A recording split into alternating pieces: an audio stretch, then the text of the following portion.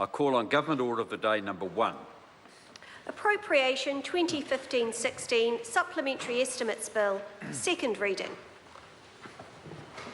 Mr Speaker. The Honourable Bill English. Mr Speaker, I move that the Appropriation 2015-16 Supplementary Estimates Bill and the Imprest Supply First for 2016-17 Bill be now read a second time.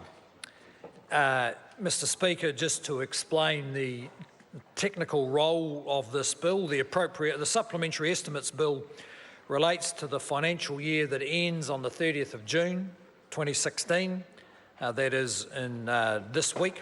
It seeks parliamentary authority for variations to appropriations authorised by the Estimates Bill and for new appropriations that were not in the Appropriations 2015-16 Estimates Act 2015. I want to thank the Finance and Expenditure Committee and the Intelligence and Security Committee for considering the report back so promptly. The Imprest Supply Bill relates to the new financial year starting 1st of July 2016. This is a bill that enables spending authority for government expenditure during the first 2 months of the financial year before the Estimates Bill is passed. That's the bill that was introduced on Budget Day, the vehicle for the budget. Mr Speaker, I know that appropriations may not be the most politically discussed topic, but working with the appropriation system and improving how we work with it is at the heart of the government's view on fiscal control. Mr Speaker, these bills which alter the appropriations are the constitutional underpinning for government spending. And New Zealand, through the Public Finance Act of the late 1980s and variations in the early 1990s, developed what was at the time one of the more progressive and well-defined public finance systems in the developed world. It helped to, at that stage, clarify the way that money flowed through the system. But we are now in the process of evolving that system further, because appropriations have a couple of things they do pretty well. One is that they limit the amount of money legally which a government department can spend on any particular activity described by the appropriation. And secondly, it enables the Parliament to track an individual dollar all the way through the system to where it was actually spent. And this has served us pretty well as a means of fundamental accountability. It has underpinned a high-quality public service, and it's enabled at various times governments to be able to exert fairly good fiscal control just through the processes of government and exercising them thoroughly. However, it doesn't tell us much about whether those dollars are effective. It's not a management system. In the past, unfortunately, it has to some extent been regarded as the way of managing public expenditure. Well, it's a useful tool for Parliament to look for accountability for a dollar, but it doesn't tell us much at all about what actually happens when a service is delivered to a New Zealand citizen. So what the government is trying to do is to bring a much more focused way of showing that the dollars appropriated by Parliament actually achieve results. And that isn't how things have always been done. Too often, the Parliament and governments have indicated that they're getting results simply by spending a lot more money through these appropriations, simply by enlarging the appropriations.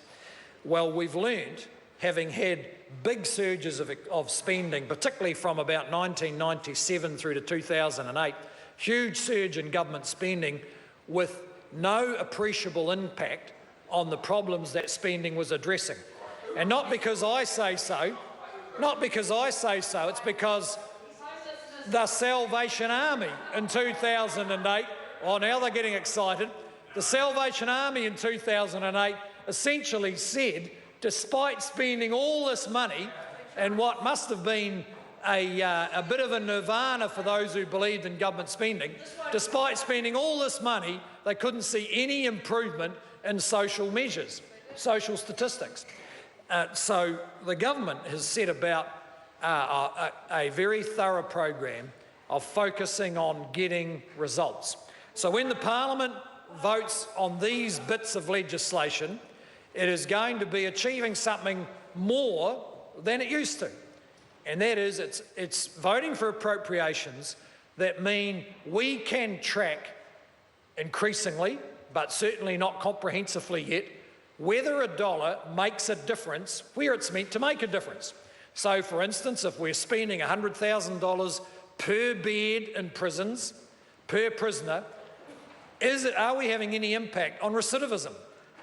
Well, we are, because we're measuring it.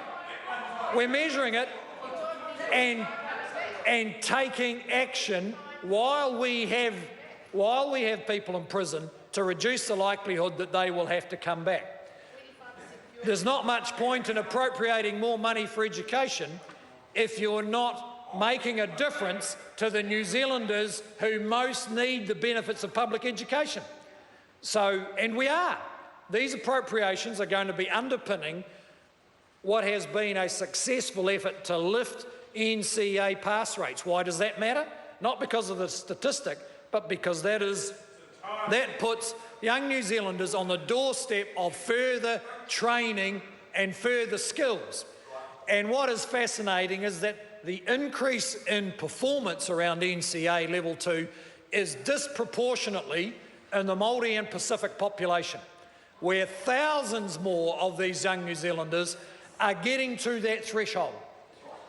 And we're doing a better job of supporting them to do it. They've always had the potential, but the system is now backing them up. Now, the appropriation on its own doesn't tell us that, but the government's results framework and social investment framework do tell us that. In fact, what we found, Mr. Speaker, is that focusing on results helps everyone understand that the solutions to some of our most intractable social problems are not just about money. More money is often needed,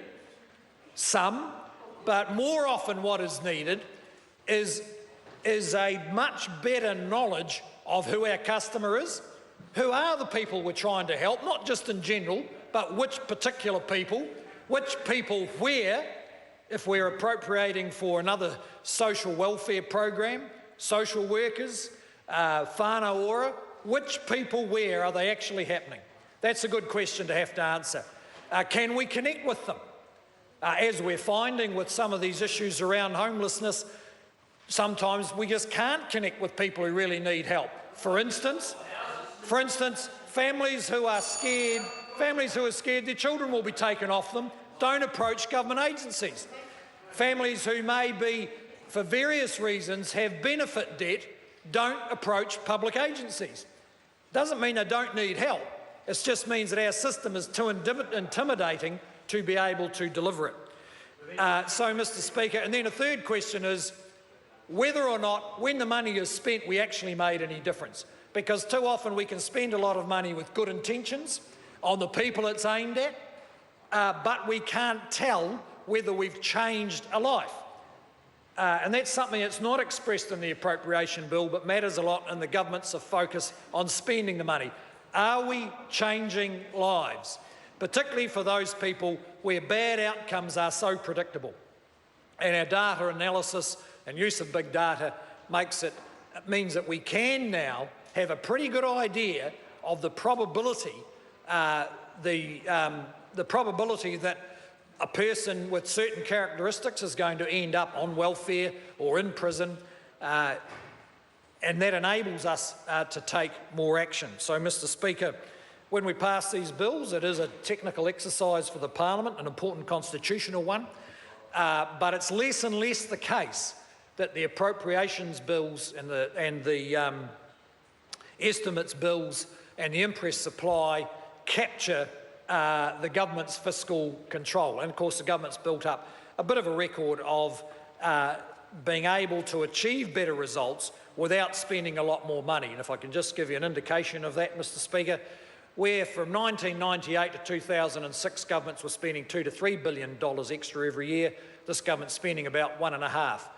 but getting better results. So, Mr Speaker, we look forward to the support of the House for these pieces of legislation. The question is that the motion be agreed to. Mr. Speaker. Grant Robertson.